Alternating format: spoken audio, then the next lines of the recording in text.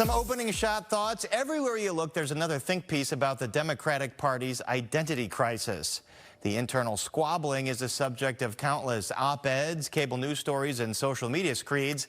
And it's only been amplified with the emergence of New York City mayoral candidate Zohran Mamdani, who plowed through the Democratic primary to win the nomination. It's caused a fair bit of hyperventilation in some Democratic circles and laid bare the divisions in the party. Count former Chicago Mayor Rahm Emanuel as a Democrat who doesn't believe Mamdani represents the party. His recent op-ed in the Wall Street Journal is entitled, "My Party's Future Isn't Mamdani's New York. We won't realize the American dream by consulting the Democratic Socialists of America's playbook." Other commentators have tried to dissect how exactly Mamdani rose from obscure New York State Assemblyman to rock star. Younger Democratic voters, they say, hew toward socialism. Older voters fall into the establishment wing. Here's a thought. The average American that goes to work, raises a family, enjoys sports, pop culture, or recreation in their spare time isn't thinking too much about political labels. What if, and stay with me here, Americans go for charisma over ideology? Did President Trump's base go out and tell all the political pollsters they were looking for a right-wing populist who hated free trade and immigration but loved corporations and was willing to go to the mat on cultural issues? No, Trump led them there. Trump has a certain charisma. Obama had a certain charisma. But Obama had a charisma. Maybe Mamdani won because he's a charismatic young political figure who listened and responded to New Yorkers' very real concerns about the cost of just about everything. And it does seem like other Democrats are paying attention. We must reckon with the fact that everything is too damned expensive. From groceries to concert tickets to mortgages to cars to health care, we have created a world where one job isn't enough to raise kids. So here's my free advice to that large coterie of political consultants that make hundreds of thousands per year dispensing advice that has become increasingly irrelevant. Maybe your candidates should just be who they are instead of follow some poll-tested formula. Maybe they should meet the voters where they are instead of trying to read reams of voter data to make their conclusions. So add this to the deluge of think pieces on Political Junkie's favorite topic. You can't solve an identity crisis if you don't authentically have an identity. Coming up on Paris on Politics. Israel, Iran, Ukraine, Russia. The world is on fire and the Chicago think tank aims to come up with answers. Plus, UChicago prepares to host the world's leading thinkers as the threat of nuclear war grows. Will the city allow owners to convert coach houses and attics into affordable housing? We debate a proposal on the so-called granny flats. And why City Council's longest-tenured alderman is hanging it up and the familiar name he wants to replace him. This is Paris on Politics from Fox 32 Chicago. From the war in Israel and Gaza to the Russian invasion of Ukraine to the bombing of Iran to Trump's budding trade war. This is a critical time in world events, and the Chicago Council on Global Affairs is aiming to be at the forefront of the discussion. And it recently named a new leader, Dr. Leslie Vinjamuri, who spent 20 years with the prestigious Chatham House in London. And Dr. Vinjamuri joins us now. Great to talk to you and meet you, Dr. Vinjamuri, and thanks for being with us. I want to start with some of these geopolitical issues. As you know, Russian President Putin seems to have stepped up his bombing campaign in Ukraine. The talk of a ceasefire seems to be nowhere near the discussion. How do you see this conflict playing out, and is there a solution? This is, as you know, this is a very difficult war, not least because Russia's leader, Vladimir Putin, has no intention and no interest in a ceasefire or in ending that war. And what's very interesting now is to see President Trump becoming much more frustrated, as I think many of us, including myself, thought he would. That he can't bring Putin really to the table in a meaningful way. And now taking a tougher line, right? Pushing back, making sure that there is still support, material support for Ukraine. But in that, in that thing that we all wish to see, which is Ukraine's sovereignty safeguarded its ability to make its own choices about whether it leans into the West safeguarded. That is just proving extremely difficult to ensure, as is stopping the fighting. And this, I think, is a real dilemma, mostly for the Ukrainians, but also for President Trump. So I think the unfortunate future for the foreseeable time is that this war is going to carry on, and America's support of Ukraine is critical during this transition from the U.S. being the dominant supporter, certainly on the weapons that they need most, to the EU and Europe in general really stepping up, which is something that Europe's trying very hard to do right now, and is moving in that direction. But I suspect that we are going to see ongoing fighting for quite some time. Very unfortunately. Certainly seems that way. You mentioned President Trump. I had read that one of your areas of expertise, among many, is the importance of multilateralism. You've written about this. What do you think the ultimate impact of President Trump's tariff policy is going to be, as it seems to be indiscriminate? It's hitting allies. It has some exorbitant numbers here. He says it's about balancing out the trade deficits. But how do you see this impacting not only the American economy, but the global economy? Well, the unfortunate news is that President Trump's toing and froing on tariffs are creating a highly unstable global economy, a lot of unpredictability. And what America's trading partners, and this includes America's closest security allies, what they're trying to do right now is to, obviously negotiate and address some of President Trump's concerns in order to get a better deal on tariffs. That's their short-term goal. But what they're trying to do in the medium term is to diversify and to reduce their dependence on the United States and on the U.S. economy, and that's not great for America's longer-term interests.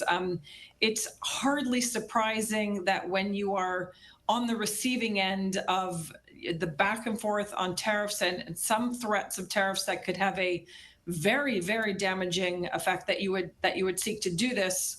But it's not great for the U.S. It's not great for U.S. consumers. It's not great for U.S. businesses. And for the global economy writ large. We've had 8 decades where we've understood the importance of keeping, relatively open markets, but especially of having stable trading relationships, of having rules-based exchange, so that we can keep our people, our societies, our democracies, our economies as healthy as they can possibly be, as prosperous as they can possibly be, in part to prevent the really dangerous downward cycle of politics that can lead to the kinds of leaders that aren't really trying to provide for a better life for all of us. So I think that, the short term, the medium term, and also the long-term risks of this kind of policy are not great, which isn't to say that there isn't, a very good case for America asking more of its friends and its partners and its adversaries. Absolutely, we need to do that. But Dr. taking Vigimori, a measured approach is absolutely critical. It's certainly a high-stakes game here. But while I have you, I just want to ask you briefly, what is your vision for the Chicago Council, and what is its role in the discussion about all these global matters? Yeah, I thank you for asking me this. It couldn't be more important right now. The Chicago Council, as you know, formed in 1922, just a few years after the United States rejected the Treaty of Versailles, rejected internationalism, rejected the League of Nations. Here we are more than 100 years later at a real turning point in the United States when it matters what Americans think, what we wish our role to be on the global stage. The Chicago Council has been polling for 5 decades to really look carefully at what Americans think about trade, about NATO, about national security. We are doubling down on that research, taking it forward, but we are looking very hard to use that understanding that we've had over decades of the American public to forge some really critical and serious thinking on the big issues: trade, national security, the global economy.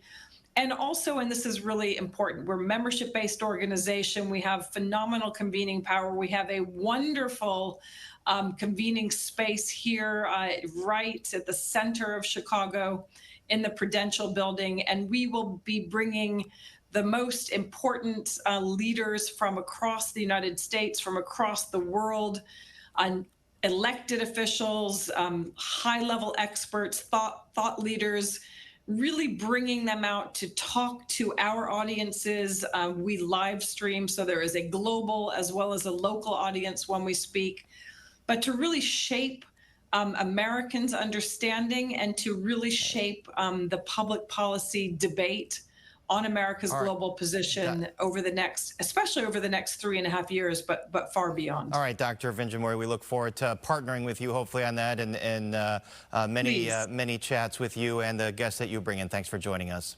Thank you so much for having me. And the University of Chicago is famously home to the Manhattan Project, so perhaps it's fitting that the school is getting set to host a global summit on what to do about the current threat of nuclear war. Some of the brightest minds in the world come to Hyde Park next week for the Nobel Laureate Assembly for the Prevention of Nuclear War. And the school cites the need to come up with actions to prevent this current nuclear threat. It's vital to humanity's future, they say. Now, joining me is UChicago physics professor Daniel Holtz, who's also on the Bulletin of Atomic Scientists, that comes up with that Doomsday clock every year. Thanks, Professor Holtz, for being here. We'll talk about this event, but that Doomsday clock, it's at 89 seconds to midnight. That's the closest it's ever been to Doomsday. How come? Yeah, there are a bunch of reasons, and none of them will come as a surprise to viewers. Of course, nuclear war is a big one. There are lots of indications that the threat of nuclear war is increasing, that there's a real risk. But there's also climate change, which continues unchecked. We've just come off 2 of the hottest years on record, back to back. Now we've also got AI. Of course, we've seen what a pandemic can do, and there could be much worse pandemics in store. And on all these issues, things are getting worse, not better. And so the clock is where it is. And we know in the nuclear world, President Trump recently bombed Iranian nuclear sites out of fear that they were enriching uranium to build a nuclear weapon. As a scientist, physicist, what can you tell us about what that bombing might have accomplished? Can Iran still have the capacity to build a nuclear weapon? Yeah, I mean, that's a good question, and a lot of people are asking that question. There's a lot of uncertainty, and uncertainty is part of what makes me personally particularly nervous. For example, we don't know what's happened to some of the highly enriched uranium. We don't know what this bodes for the future, and there is certainly a possibility that this increases the risk of nuclear war. And that's what I'm particularly focused on, is how does this interact with the rest of the world? And we don't know. And you are convening an assembly of Nobel laureates here at UChicago. What is it that you're going to be discussing? So we're really, this meeting is focused on the threat of nuclear war. And so it's trying to kind of wrestle with that threat and understand it, and especially try to think about ways to address the threat. How do we mitigate it? How do we make things safer for all of us? How do we reduce the likelihood that we either stumble into a nuclear apocalypse? And short of electing leaders that are stable, what can we do? Yeah, I mean, so there are lots of sort of common sense things that we think are likely to help. I mean, one thing I would emphasize is the world is really unstable. There's a lot of things going on that are surprising at the moment and kind of unprecedented. And that's, of course, very scary. And it increases the risk that a nuclear war could happen at any moment in all these different regions. I mean, we've talked Russia and Ukraine. Yeah. There's the Middle East, Iran. There's India and Pakistan. Just came off a hot war, and both of them, of course, are nuclear states. So there are lots of things to be worried about. But because of this instability, there may also be unique opportunities. It feels like maybe there's opportunities to make real progress on some of these nuclear threats. And so the hope is bringing all these people together and really focusing on this topic. Maybe we'll be able to come up with solutions. And we won't know until the end of next week what we come up with. But I think there's already some indications of steps that can be taken that are in everyone's interest, that make the entire world safer. So you get a bunch of Nobel laureates in the same room. They're liable to come up with something. This is going to be a fascinating event. Next week at UChicago, we'll try to have some more information on that on our website. Professor Hertz, thanks for joining us. Thank you for having me. Should Chicagoans have the freedom to turn their coach houses or garden apartments or attics into affordable housing? The mayor is pushing a new ordinance that would allow a limited number of those conversions per year on each block to help solve this current affordable housing crisis. It's got some major support and major pushback. Let's start with the supporting view. Here's 26th Ward Alderman Jesse Fuentes. We have a housing shortage. And historically in a city like Chicago, additional dwelling units have been utilized to house family members, friends. They have also been utilized to be the more affordable units that residents in this city can rent. I have seen family members, friends be able to live a good quality life because they have a garden unit or an attic unit that they can rent that's not at or above market rate. We need to increase the supply in the city of Chicago, and we need to be able to think creatively about how we do that. To be able to allow individuals who are in either RS1 or RS2 zoning districts to be able to build additional dwelling units by right, whether that's adding an attic unit or building a coach house, is going to increase the supply without having people having to go to red tape, going through the red tape and sort of having the financial burden of just bringing housing into the city of Chicago. Some of the concerns are that it's just going to overcrowd some neighborhoods or some blocks. How do you address those concerns? Look, I believe that we are a community that can house everyone and do it with dignity. It's not going to be sort of a legislation that creates overcrowding. There are restrictions with an additional dwelling unit per block per year to help with some of those concerns, right? I think that there are things in place that will address some of the concerns that some of my colleagues have about maybe a dozen ADUs going up on one block, right? This sort of piece of legislation helps sort of restrict some of that. But look, the reality is that we have unhoused individuals all over the city of Chicago, whether they're residing in tents under viaducts, in parks, or under huge underpasses, or whether they're doubled up, tripled up with other family members, or taking up a shelter bed in the city of Chicago. The reality is that we need to do better at providing housing. This ADU is just one tool in the toolbox for us to be able to do that. Should alders have the ability to decide how many ADUs can go into their wards, or should they be able to be built by right? Look, I think if we allow for some folks to restrict them and other folks to welcome them, we're going to continue to have an imbalance of housing options across the city of Chicago. I believe that diverse, different, affordable market rate, high density, low density options should exist all over the city. And now joining us is 13th Ward Alderman Marty Quinn from the Southwest Side, who has been opposed to this ADU ordinance, more colloquially known as Granny Flats. Thanks for speaking with us, Alderman Quinn. You know the city does have a shortage of units, especially affordable units. Why not this as a solution? Well, I would view the current proposal as an all-out attack by the mayor on the bungalow belt of the city of Chicago. The people that live in these homes are hardworking teachers, firefighters, police officers, and what the proposal will do, it will compromise the quality of life. And so a real concern, and I'm sounding the alarm, that this is bad policy for the long-term stability of Chicago and the uniqueness of each and every neighborhood. And I know all this is still being negotiated. Should there be a compromise where alder people perhaps get to have the final say in their own ward? I support that, of course. It's no secret what has taken place in the 13th Ward, where I took a similar question to the residents about Airbnb. And 7 years and 12,000 signatures later, we don't have Airbnb in the 13th Ward. So always involving community input and aldermanic oversight is a good thing. And today, the current proposal that the mayor is putting forth There is no community input. There is no aldermanic oversight. And there is nothing that says that investors can come in and buy up these homes and take a raised ranch and turn it into a 2-flat overnight.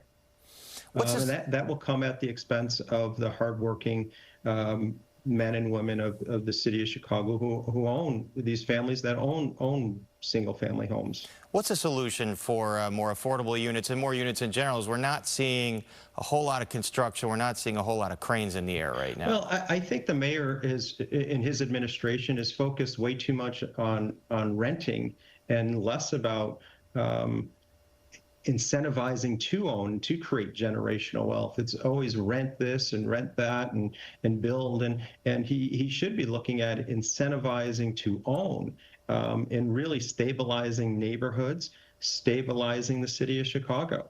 So I think it's a failed viewpoint from the administration. He needs to focus more on incentivizing to own to create generational wealth.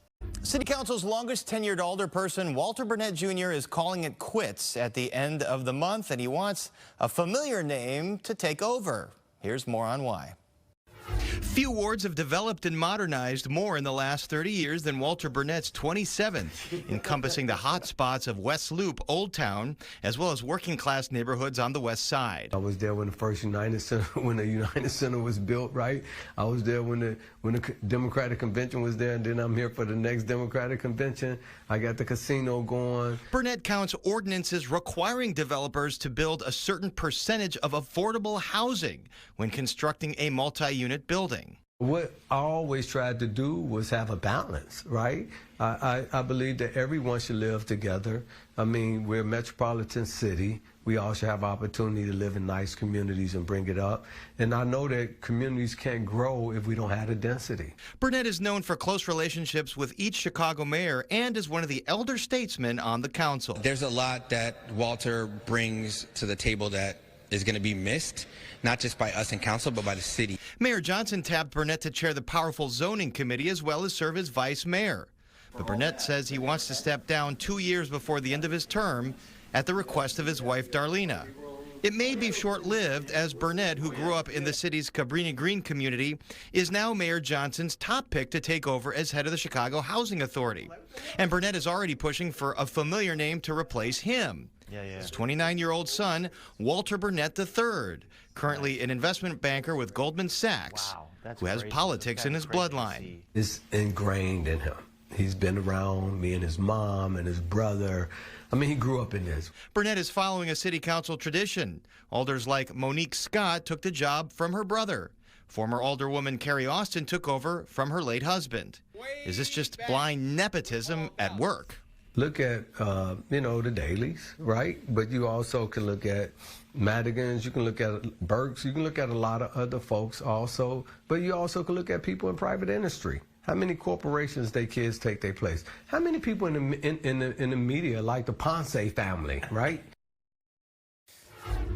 A familiar name there. We'll have to ask Anthony Ponce for his response. That is our show. We're back Monday night. Get us anywhere you stream podcasts. Have a great weekend, everybody.